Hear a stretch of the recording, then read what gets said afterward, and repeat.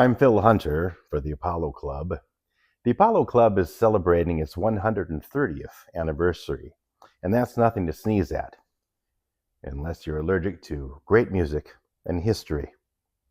Speaking of history, I'm joined here today with Darren Jackson, Apollo Club historian. Thank you for joining us today, Darren. You're very welcome, Phil.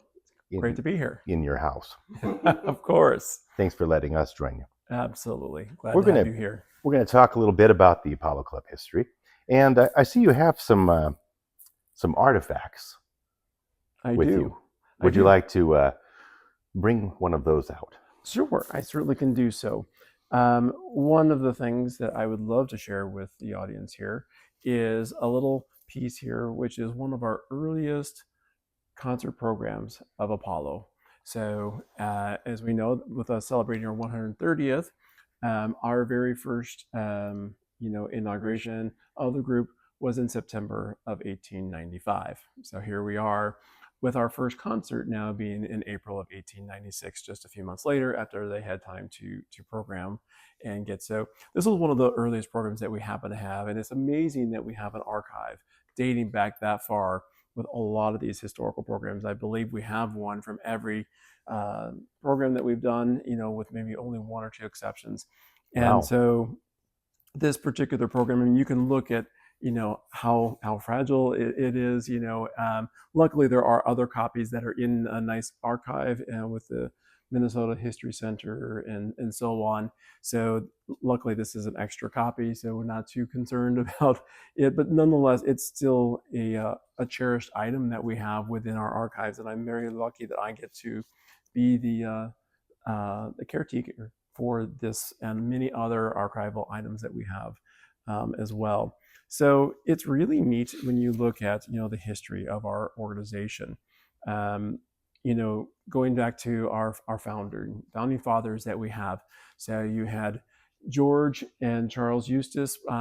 They were two of the founding members. Then we had General Charles McReeve, who was also one of the founders. And then William Eichmann also. So those four founding members, really are the ones that brought the group together and really helped to charter this organization back in 1895. Now, there are some evidences of some early versions of the Apollo Club back to like 1887, as I recall, but it wasn't really until 1895 that the group really got its traction and kind of in its current form, kept going under the leadership of those four individuals. And there were some other Apollo clubs supposedly as well. Not as good as ours, perhaps. I don't know. But other glee clubs of the time. And that is very true. And so it's interesting. So it's not too surprising that a lot of the other groups that formed in that time period were also of that name, the Apollo Club. So there's an Apollo Club of Boston, there's an Apollo Chorus of Chicago, and if you go and look through some, dig deeply, you'll even find that there was one of Portland and of, I think, Philadelphia and Cincinnati. So there were a number of other groups, also with the name Apollo. But why Apollo? Well, Apollo is the Greek god for light, music, poetry, and a number of other things. So because of that music connection, that tended to steer a number of groups to that name. What were some of the other early glee clubs? There's about 4 other ones or 5 other ones, perhaps? There are some others, with like Mendelssohn, and there was a Schubert Club and other groups that had some names, not always, male choruses necessarily, but certainly a number of other groups that were founded in that era with those names. What do you think this all started from? Was this maybe a bunch of guys getting together and an excuse to get away from the wives, perhaps? I don't know. We could speculate. Maybe you actually know. But then they said, hey, we're at a bar maybe, or a pub, and we're having some beverages and singing, and hey, we're pretty good. Let's do this. I don't know. How did it start? Well, that's a great question. Now that even, goes much, much earlier in history. And so if you go look at like the history of Glee itself.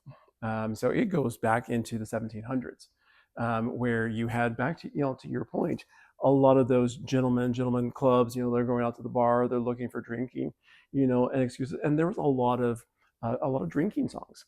And in fact, there were some of those older songs were if I go to my music history, they were called catches, and glees was an actual style of music. Oh. So now, interestingly enough, for the United States, the Star Spangled Banner itself actually came from an old glee, or catch, as I understand it, called "To Anacreon in Heaven." I think it was by John Stafford Smith, if I'm remembering correctly. And now, but that's for the music. Everyone knows that Francis Scott Key had the lyrics, but what music did it go to? And that was from this old drinking song. Interestingly enough, Apollo did actually performed that song for our History of Glee concert a number of years ago. It was really fun to go back and relive some of those moments. What are some other?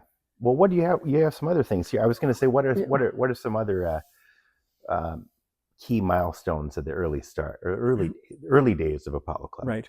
Well, where did we perform? I mean, so one of the things we performed in the old Lyceum Theater. Now, there were 2 or 3 different versions of the Lyceum Theater, back in the older days of Minneapolis, but that was kind of where we got our start, is in that theater. And so you look back in that, early 1900s, there was a lot of, important individuals in the organization, things that that to them, music, arts in general was really, really important to the individuals in that time period. And you saw that in the fact that they were not always in just one group. They oftentimes were in multiple organizations, or if they were unhappy with one, they wanted a higher standard, then they would go and create their own other version. So there was a lot of that tended to go on in that era. To that end, one of the interesting little tidbits of Apollo is back in around the 1910, 1911 time period. There was a number of individuals that got together that were these philanthropists. They were arts enthusiasts, and they really wanted to see the Minneapolis become, elevated in the arts scene, not just in music, but also in the creative arts, drawing, pictures, other types of art in that way. And so they helped to push for Minneapolis to have the Minneapolis Institute of Arts. And so what was interesting is, at the time, we had a president of Apollo, the Apollo Club. His name was Eugene Carpenter. And Eugene Carpenter, although his was president, his brother actually was a singing member of Apollo. And they both were board members, I believe, at the time, and instrumental. And they helped to, I don't know if it was persuade, or at least to influence the conversation for the board at the time to donate money to the actual building of the Minneapolis Institute of Arts back in the 1911 time period. And so Apollo back then donated approximately $250 to the construction of the MIA, which in today's dollars translates to somewhere in the $12,000 to $15,000 range. Still, for our organization, it was a nice, gesture, to help, move it along. And it wasn't as expensive to build buildings back then either. Right, exactly. Sure. We certainly, wouldn't expect it. It was a good chunk of change back then. Right. Sure. Right. Yeah. It was a good gesture as well. Yeah. So they moved from drinking and singing to philanthropy and that sort of thing. Yeah. What else do you have there, Darren? So some other things that I happen to have here as well is the old bylaws for the Apollo Club. Now, those have evolved over time. But what's interesting when you look at some of the old bylaws and you think about, why was it called the Apollo Club? We sometimes refer to ourselves as the Apollo Male Chorus, which is great, but it's also, our official name is the Apollo Club of Minneapolis. So, but why was it a club? Well, to some extent, it probably goes with, the mindset is kind of this camaraderie and so on. Brotherhood. Sure. But one of the other interesting things is, if you go back and you look, is that there was actually, if you wanted to come and hear Apollo perform, you actually had to be a member of the Apollo Club. So it wasn't like we had today, where you buy a ticket to one of our concerts and you do, but you're doing so in the days of old by essentially purchasing, providing your dues as a member of the Apollo Club. So really, you weren't necessarily, so not all members of Apollo were the same. You had essentially a member that was more of a patron, if you will, but you also had the singing members, and then you also had people who were in the patron side who really, really wanted to actually perform with Apollo. Well, but what happens when Apollo actually had, filled up and there was no room for other singers? So those singers then they had to be an active member of Apollo, and then they had to wait their turn for someone to leave and move on and a spot to fill up. But they had to be an active member in good standing to even be considered as a possibility to sing with the Apollo Club. Well, I don't know if it's like it is now, but some of the members have been around a long time. They might have had to wait 20, 30, 75 years to get in. Well, you never know. I mean, maybe not that long. Right. Well, but now that said, we have really been very blessed that there have been a number of longtime members of Apollo. So some of the more recent ones, for sure, is you have Dean Chenoweth, for example, who was a member of Apollo for over 65 years. We also have Chan Hamburg Sr. also in the Apollo for that same time period, over 65 years. And then we had our recent member who passed away with Bill Walraven, just recently, and he had been in the group for over 50 years himself. And then there was another individual that I ran across recently, Dr. William Card, from many, many years ago, who I think started in around 1910 or something along those lines, and made it all the way through, the 1960s himself, being honored in one of our programs, from years ago. So it's really fantastic to see how much this course means to so many individuals to actually want to stay in the group, that the brotherhood, the music, the camaraderie, all of those things that really seem to fill a need for them.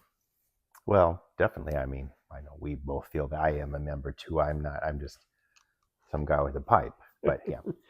Yes. What are some other key players in the early years, perhaps, or maybe tell us a little bit more, if you know, about some of the Eustace brothers, or whatever. What did you say there? Yeah, I'm assuming they were brothers. Yeah. So my understanding, with the Eustace brothers, is that they were actually part. They actually had a lumber company. So again, had nothing to do with music. Captains of industry. Yeah, it is. And then you look at Charles or McCormick Reeve.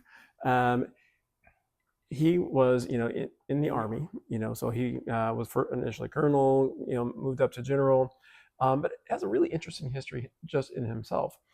So he was a president of the Yale Glee Club, many, many years ago. So it was like, oh, okay, so that kind of, was near and dear to his heart. Like a number of us that actually have been in glee clubs, collegiate glee clubs, myself included, being part of the University of Illinois Varsity Men's Glee Club. So being in Apollo, just kind of tugs at those heartstrings, because it's what we know, it's what we love. But he also, McReeve also has some interesting background as well. He was the warden at the Stillwater prison for a period of time as well. Ah, all right. So, which was kind of interesting. And then he actually, an interesting tidbit, owned approximately 200 acres on Lake Harriet. Now, if you can only imagine what that would be today. $270. Yeah, right. No, a small loan. A small loan, I'm sure, right? For acreage right there on. Wow. Yeah, on Lake Harriet. And he is credited to be the first person to own a sailboat on Lake Harriet.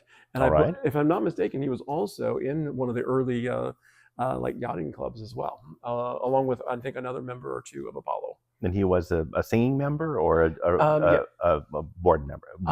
My understanding was he was a singing member as well. Singing member also. Mm-hmm. All right. Yeah. All right. As the founder. This has been Between the Notes, the Apollo Club podcast, with your host Phil Hunter and videographer Kyle Stumpf. Today's special guest was Apollo Club historian Darren Jackson. Thanks for joining us.